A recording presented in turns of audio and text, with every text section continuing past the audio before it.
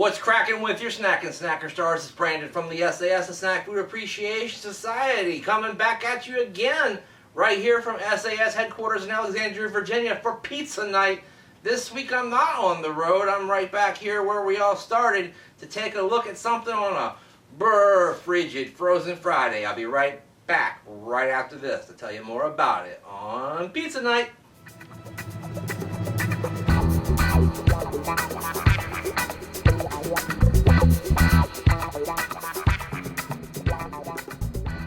Never fear, Pizza Night is here, so grab yourself a can of beer. It is a frozen Friday night, April the 29th, 2016. Listen, I did 5 crunches. What more do you want from me? Well, how about 10 or 20? I don't know. You don't need to do any crunches at all. You are absolutely perfect. And as it is Frozen Friday, I have decided to finally delve into a pizza that has been requested many times by the viewers on YouTube as well as sAs Facebook group members. It is Wild Mike's Ultimate Pizza. This, of course, is the pepperoni pizza, and it is a 3-pack. Normally $11.99. I got this from Harris Teeter for $9.99 with my Vic card, and it features 4 cheeses: mozzarella, provolone, romano, and parmesan. And it also features this guy Wild Mike over here, who looks a lot like a early to mid 90s cartoon character. He also looks like he might be a crackhead. I don't know. But let's see what's going on the back of this box. Bam! There's Wild Mike again, and another description of the cheese. But then there's a long paragraph or two up here talking about how Wild Mike loves cheese, and about how this has 4 cheeses on it, and that the crust and the sauce is basically just a delivery system. And the Parmesan cheese apparently comes all the way from Italy. And it's topped off with Mike's favorite toppings. And enjoy Wild Mike's pizza for yourself, or Wild Mike's ultimate supersized pizza for the whole crew. And the cooking instructions are on over here. Basically, preheat the oven to 400. Check! We're going to remove the pizza from all packaging materials, and we're going to place it directly on the center rack, unless we want a softer crust, which is what we want. So we're going to cook it for an additional 2 minutes. They're telling us to go 12 to 16. We'll check it after 12 on that pizza pan and see what happens. Note, if the pizza on the bottom is golden brown and the cheese is not melted, place under the broiler for 1 to 2 minutes. Well, guess what? I'm thinking about doing that anyway. Alright guys, let me go ahead and get this thing out of the box and show you what it looks like. Alright gang, as you can see, they are 3 individually wrapped pepperoni pizzas. They do look like they have quite a bit of cheese on them, and there's a good amount of pepperoni on each and every one of them. So for about $3.33 per pizza, that's not bad. It's not that small of a pizza either, so all that's looking pretty good. I don't know which one I'm going to try first, but we're going to find out right after this as I put it in the oven and give it a nice bake. We'll be right back right after this on Pizza Night. Alright gang, we are back here on a Frozen Friday edition of Pizza Night. I have got this bad boy from Wild Mike's Ultimate out of the oven, and there it is in all of its splendor. It actually looks kind of like a Domino's pizza to me. I ended up going about 14 minutes in the oven and then a minute in the broiler, and that has resulted in a pretty yummy looking pizza. Very, very cheesy as expected. And the broiler has brought out some of the grease and the juice from the pepperonis, which is starting to get on the cheese a little bit. The cheese browning along the edges there. Taking a look at the crust, golden brown, not looking like it's burning or anything. Pick that bad boy up. Yep, it looks pretty good underneath as well. Alright guys, let me take a slice out of this thing and show you the 420. Alright gang, that bad boy sliced up really, really easily, and I'm happy about that. I did put it on the pizza pan to give it the softer crust. Let me pick up the 420 and show it to you.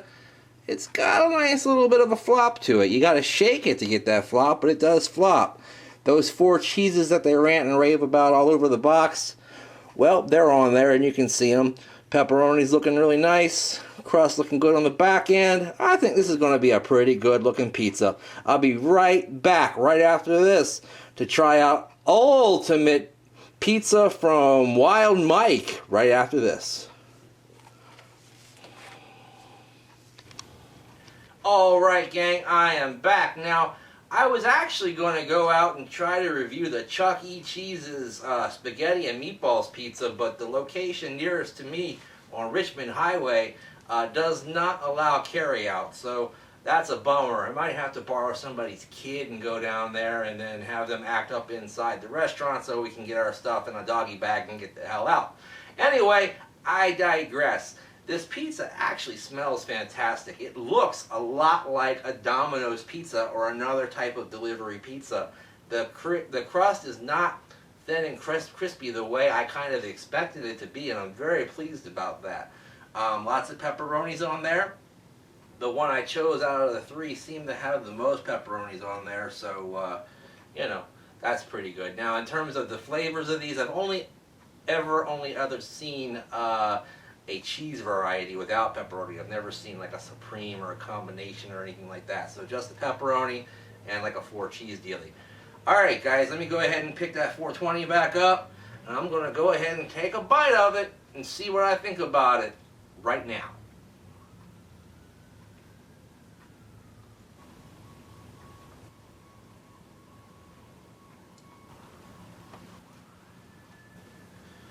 Alright gang, this pizza definitely gave me the overall experience orally of delivery pizza in terms of the way it chews, the textural composition of it, the way the sauce is laid out, the way the toppings kind of cling to the cheese, all of the above there. Now, in terms of the flavors, they're pretty good. Some of them are wow and some of them are meh.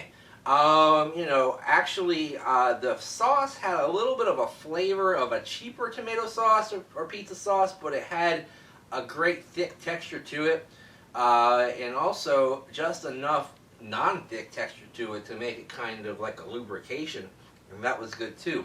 Now, the pepperoni, not particularly zesty. It actually had a more zesty aroma than it did a flavor, and that's interesting. But it was very meaty tasting, and I like a good meaty tasting pepperoni. And also I like the way that it chewed. I like the kind of tenderness with a little bit of a chewiness to it. That was good. The crust really was about as good or maybe even better than that bruschetta crust from a couple of weeks ago with their new artisan pizza. I'm glad I went with the softer directions. Because it did give me something of a delivery style crust, and I really liked that. It wasn't too crispy and crunchy and crackery and crap like that. Now, it didn't have a tremendous flavor, but it was very good, and you know, at least passing grade on the crust flavor, but an excellent grade on the crust's composition.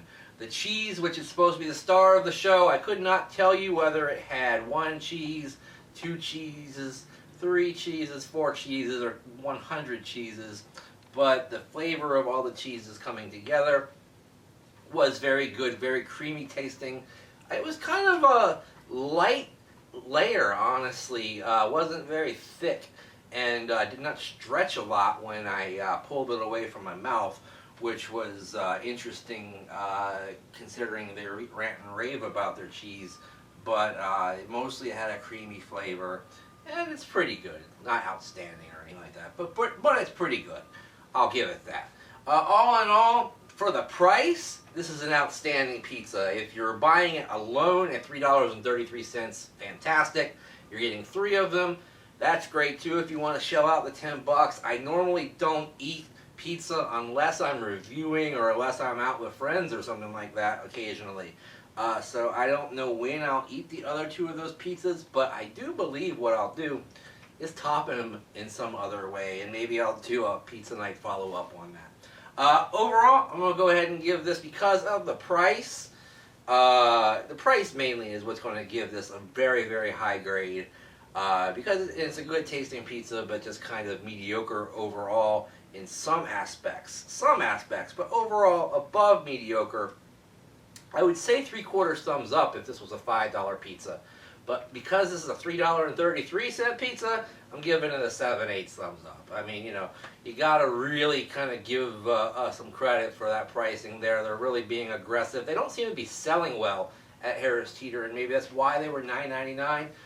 For $11.99, I'd probably back it back down to that 3/4 thumbs up. But 7/8 thumbs up for the Wild Mike's Ultimate Pepperoni Pizza here tonight on Pizza Night. Now, as I mentioned, I was going to go on the road. Didn't get that done this week because of some tomfoolery from the local Chuck E. Cheese, who didn't even want to answer their phone for about 20 minutes. I really did my due diligence to find out what I needed to find out, and I found out bad news. No takeout on the spaghetti pizza. Anyhow, stay tuned to the SAS group on Facebook for a special casting call concerning the Pizza Night on the Road series for this coming spring and summer. Local folks within about 30 minutes of the 22311 and 22206 zip codes. Join the SAS group on Facebook if you haven't already, and check out that casting call, and we'll talk more about that later. Make sure you join that SAS group by clicking on the link down below. Also, you want to follow me on Twitter at Brandon Reich SAS, and also make sure you're checking me out on the Instagrams at the same handle as well, Brandon Reich SAS. Every time you're on the social media, no matter where it is, even if it's something old like, I don't know, Prodigy or something, make sure you're using the hashtag Snack Society all day, every day to get your point across that you're a member of the Snack Society and that you want to know what people are snacking on, and you want to tell people what you're snacking on too. Also, make sure you like, favorite, share, subscribe, and in the meantime, in between time, we'll see you next time. Bye-bye.